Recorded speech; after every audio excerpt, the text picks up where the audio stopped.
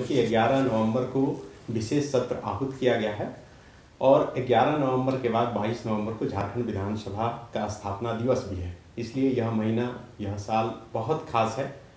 एक तो 11 नवंबर के चलते और विधानसभा का स्थापना दिवस जो हर साल मनाया जाता है और बहुत ही धूमधाम से मनाया जाता है।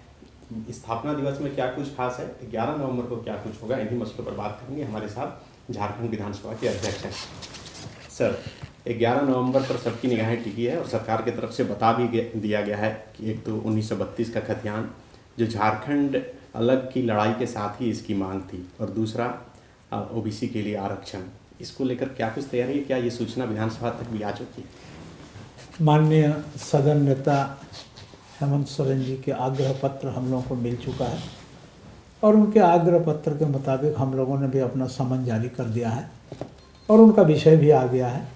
और आपने जो बोला 1932 की खतियान और विशेष करके पिछड़े वर्गों का जो आरक्षण घट गया था उसको भी 27% तक ले जाने का संकल्प सरकार ने दोहराया है और यही विषय विधानसभा के पटल पर आएगा और इसमें पक्ष और विपक्ष मिल करके चर्चा होगा।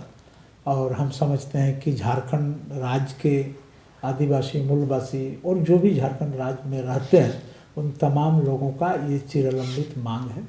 इस मांग को पूर्ण होने का जो मार्ग है ये मार्ग प्रशस्त होगा। इसको लेकर कुछ खास तैयारी की? एकदम साधारण जैसे नहीं, एकदम साधारण तैयारी है, खास तैयारी का सवाल नहीं है। ये सबका मांग है, पक्ष विपक्ष चारों तरफ से इस मांग को आज से नहीं वर्षों से, जब से झारखंड निर्माण हुआ तब से ये विषय आते रहा है और इस विषय का पटक्षेप करने का निर्णय आदरणीय मुख्यमंत्री हेमंत सोरेन जी और उनके सहयोगी लोग लिए हुए हैं और वही विषय आएगा और हमको लगता है कि ये विषय पास भी होगा। क्योंकि बहुत ऐतिहासिक निर्णय है और इतिहास में ये भी दर्ज होगा कि विधानसभा अध्यक्ष रविंद्रनाथ महतो थे और उनके कदमों से ही ये सब कुछ पास हुआ। और ये जब कैबिनेट से पास नहीं हुआ था उससे पहले भी आप ट्वीट करके एक बार बोले थे कि झारखंडी की पहचान 1932 का खतियान। नहीं, देखिए, आपको पता ही होगा कि हम लोग भी बेसिकली कोई राजनीतिक दल के आदमी हैं और हमारे राजनीतिक जिस दल के आदमी हैं तो हमारा भी चुनाव के पहले मैनिफेस्टो होता है।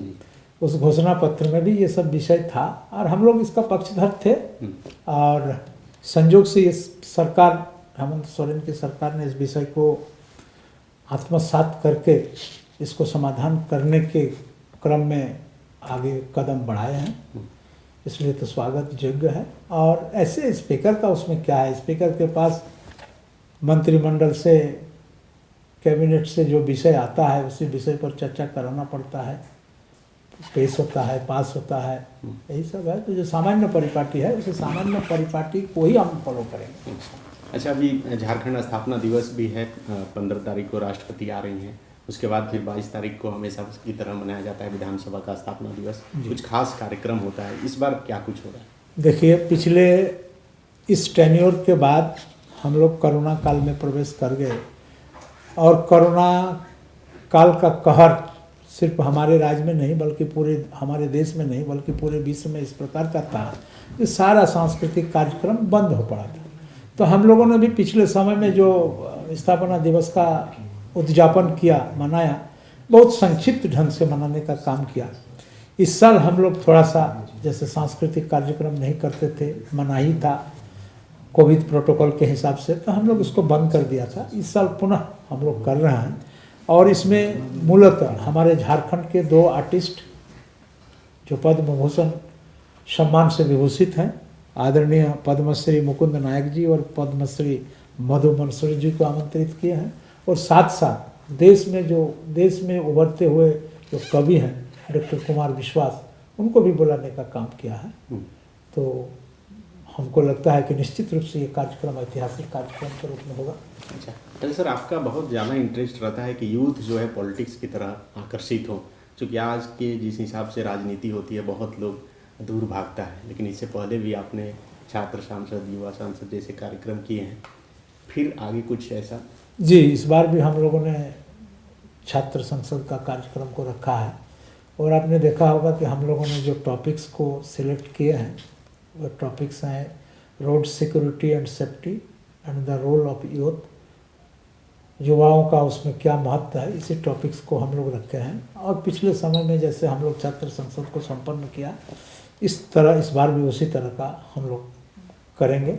और ये समसामयिक भी है और ज़रूरी भी है। हर आदमी को रोड सिक्योरिटी एंड सेफ्टी के बारे में जानकारी हासिल करना उचित है। और आप देखते हैं कि हमारे राज्य में करीबन लाखों लोगों का प्राण का हानि रोड एक्सीडेंट से होता है, शरीर के अंग भंग जो होता है इससे होता है, कई परिवार बिखरता है, बिगड़ता है। तो इस विषय पर जानकारी हासिल करना बहुत ही आवश्यक है, इसलिए हम लोगों को इस विषय को सिलेक्ट करके इस विषय को रखा है। अच्छा, मतलब कि युवा जो है इसमें भाग लेके एक तो सीखें प्रैक्टिकली, और दूसरा है कि समाज को एक मैसेज भी जाए। बिल्कुल बिल्कुल, समाज के तरफ मैसेज जाए, युवा लोग सतर्क हों।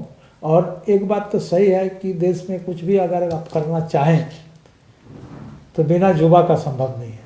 युवा शक्ति को आपको लाना ही पड़ेगा, यही लोग असली वाहक होते हैं, कैरियर होते हैं। तो इसलिए जब तक इन लोगों को मोटिवेट नहीं करिएगा, इंट्रिंसिकली मोटिवेट नहीं करिएगा, तो हम समझते हैं कि आपका कार्यक्रम सफल होने में दिक्कत होता है। इसलिए हम लोगों ने यूनिवर्सिटी के विद्यार्थियों को चुना है। बिल्कुल। इसके अलावा कुछ चर्चा परिचर्चा का कार्यक्रम नहीं, और चर्चा नहीं है। एक हम लोग कुछ विशिष्ट व्यक्ति, कानूनविद लोगों को बुलाने का काम कर रहा है, जो हमारे संघ और राज्य के संबंधों के बारे में एकेडमिक ज्ञान के विषय पर चर्चा कराने का निर्णय ले रखा है। अच्छा, बिल्कुल। ये थे झारखंड विधानसभा के विधानसभा अध्यक्ष रविंद्रनाथ महतो, जो बता रहे थे कि क्या कुछ कार्यक्रम। शुक्रिया।